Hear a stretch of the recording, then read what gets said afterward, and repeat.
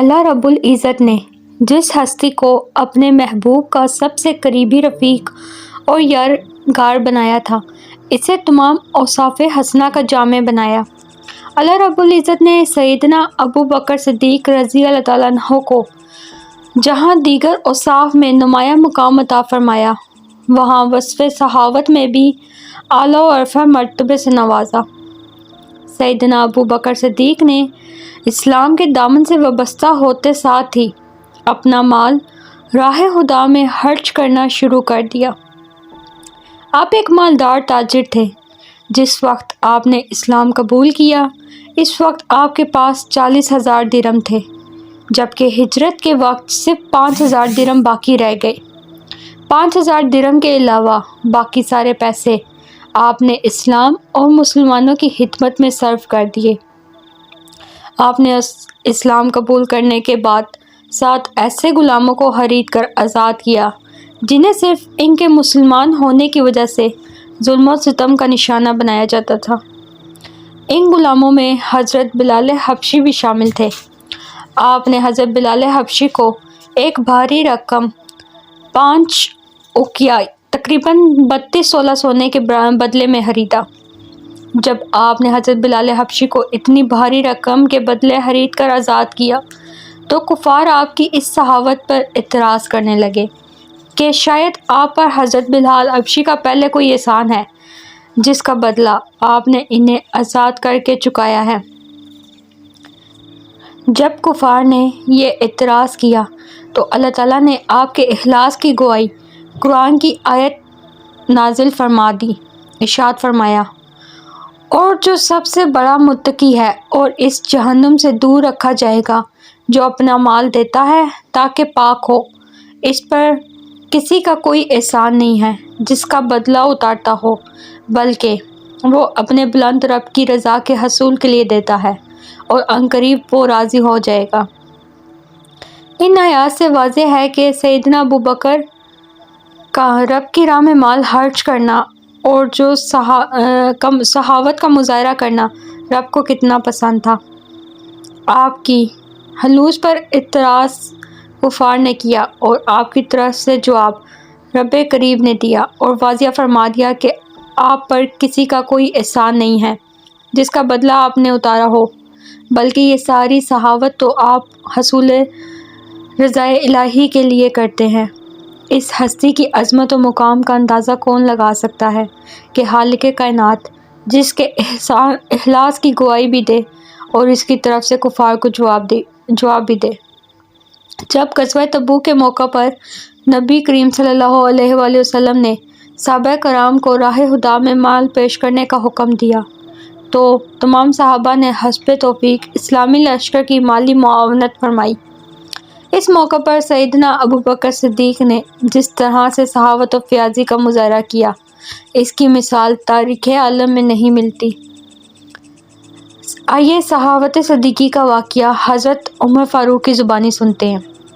حضرت عمر فاروق سے مروی ہے کہ ایک دن نبی کریم صلی اللہ علیہ وآلہ وسلم نے صدقہ دینے کا حکم فرمایا۔ اس حکم کی تعمیل کے لیے میرے پاس کافی مال تھا۔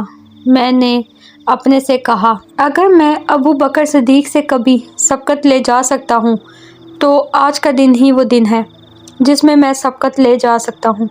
حضرت عمر فاروق کہتے ہیں کہ میں نے اپنا نصف مال لے کر حاضر خدمت ہوا۔ نبی کریم صلی اللہ علیہ وآلہ وسلم نے فرمایا، اپنے گھر والوں کے لیے کیا چھوڑ آئے ہو؟ میں نے عرض کیا، جتنا لے آیا ہوں اتنا ہی ان کے لیے چھوڑ آیا ہوں۔ اتنے میں یارغار رسول حضرت ابو بکر صدیق جو کچھ ان کے پاس تھا وہ سب کچھ لے کر حاضر خدمت ہوئے۔ آپ صلی اللہ علیہ وآلہ وسلم نے فرمایا، اے ابو بکر رضی اللہ تعالیٰ عنہ، اپنے گھر والوں کے لیے کیا چھوڑ آئے ہو؟ انہوں نے عرض کیا، میں ان کے لیے اللہ اور اس کا رسول صلی اللہ علیہ وآلہ وسلم چھوڑ آیا ہوں۔ حضرت عمر رضی اللہ تعالیٰ عنہ کہتے ہیں کہ میں نے اس دن خود سے کہا کہ میں حضرت ابو بکر صدیق سے کسی بھی معاملے میں آگے نہیں بڑھ سکتا۔ ترمذی حدیث 3675۔ دنیا میں بڑے بڑے صحیح گزرے ہیں لیکن تاریخ عالم میں حضرت ابو بکر صدیق جیسا صحیح نہیں ملے گا۔ جس نے اپنے محبوب کے ایک حکم پر اپنا متاع کل محبوب کے قدموں میں ڈھیر کر دیا۔ جب زندگی کا مقصد و منشا ہی محبوب کی رضا ہو تو پھر محب صادق اپنا تن من دھن سب کچھ اپنے محبوب پر قربان کرنا اپنی بہت بڑی سعادت اور خوش قسمتی سمجھتے ہیں۔ آپ رضی اللہ تعالیٰ عنہ نے اپنے مال سے اسلام اور پیغمبر اسلام صلی اللہ علیہ وآلہ وسلم کی اتنی خدمت کی کہ خود پیغمبر اسلام نے آپ کے مال کو اپنے لیے سب سے زیادہ منفعت بخش قرار دیا اور ارشاد فرمایا، مجھے کسی کے مال نے اتنا فائدہ نہیں دیا جتنا ابو بکر صدیق کے مال نے دیا ہے۔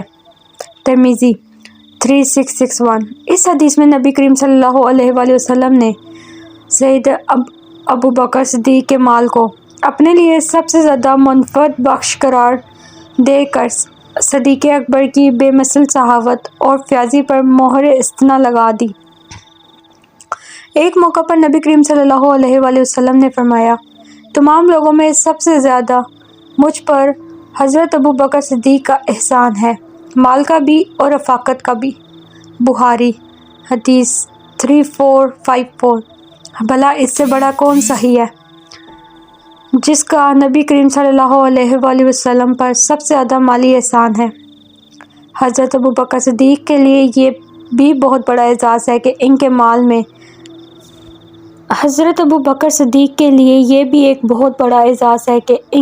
میں نبی کریم صلی اللہ علیہ وآلہ وسلم اپنے مال کی طرح تصرف فرمایا کرتے تھے۔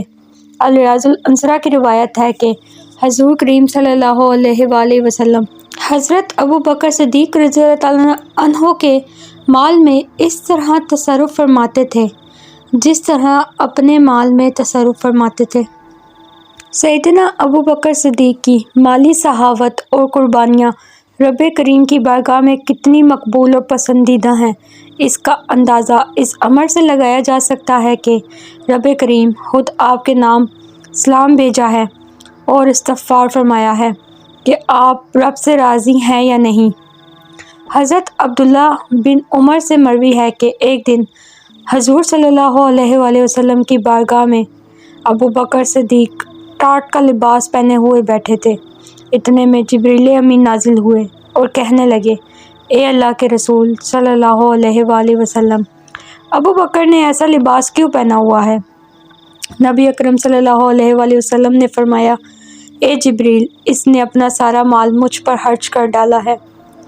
جبریل علیہ السلام نے کہا، اللہ رب العزت آپ صلی اللہ علیہ وآلہ وسلم پر سلام بھیجتا ہے اور ارشاد فرماتا ہے کہ ابو بکر صدیق سے کہیں کہ کیا تم اپنے اس فقر میں مجھ سے راضی ہو یا ناراض؟ اس پر نبی اکرم صلی اللہ علیہ وآلہ وسلم نے حضرت ابو بکر صدیق سے فرمایا، اے ابو بکر، رب عزت تم پر سلام بھیجتا ہے اور تم سے پوچھتا ہے کہ کیا تم اپنے رب سے راضی ہو یا ناراض؟ حضرت ابو بکر صدیق یہ سن کر عرض گزار ہوئے، بھلا میں اپنے رب کریم سے کیسے ناراض ہو سکتا ہوں؟ میں اپنے رب سے ہر حال میں راضی ہوں، میں اپنے رب سے راضی ہوں، میں اپنے رب سے راضی ہوں۔ الغرض اپنے مال سے اسلام پیغمبر اسلام صلی اللہ علیہ وآلہ وسلم اور مسلمانوں کی سب سے زیادہ خدمت کرنے والی ہستی اور امت مسلمہ میں سب سے بڑھ کر جو سخاوت کا مظاہرہ کرنے والی شخصیت ہے، سیدنا ابو بکر صدیق ہی ہیں۔ ویڈیو پسند آئی ہو تو لائک، شیئر اور سبسکرائب کرنا نہ بھولیں۔ اللہ حافظ۔